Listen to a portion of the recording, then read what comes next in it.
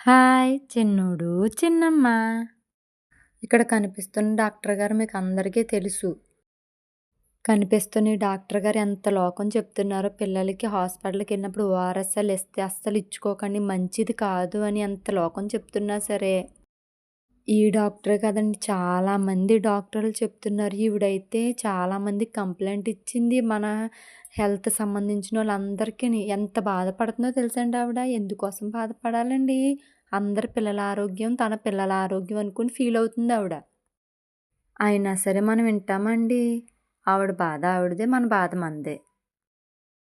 మనం కొనుక్కోవడం మానేసామనుకోండి, అమ్మేవోళ్ళు ఎలా అమ్ముతారండి? వాళ్ళు కొనుక్కోవడం మానేస్తారు.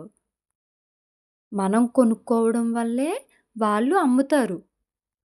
మార్పు ఎక్కడో మొదలవ్వదండి. మన నుంచే మొదలవ్వాలి ఆ మార్పనేది. ఆ ఓఆర్ఎస్ఎల్‌లో షుగర్ కంటెంట్ ఎక్కువుంటది. ఎనర్జీది ఏమీ ఉండదు. యాపిల్ జ్యూస్ అసలేముండదు. చిన్న డ్రాప్ ఉంటది అని చెప్తున్నారు. కానీ వినట్లేదు. అదెందుకండి ఓఆర్ఎస్ఎల్ మనం రూ. 30 పెట్టుకుంటే బోలెడు నిమ్మకాయలొస్తాయి. కొంచెం నిమ్మరసం పిండుకొని అందులో చిటికెడు ఉప్పు, కొంచెం పంచదార కలుపుకొని తాగండి. తాగేసి కాసేపు పడుకుని లెగిసి భోంచేయండి. మీకెంత బావుంటదో. యాపిలు, దానిమ్మకాయ తినండి రోజుకి ఒకటి. మీకింకా బావుంటది. డాక్టర్లు చెప్పేది వింటలేదు. తెలిసున్న వాళ్ళు చెప్పింది వింటలేదు.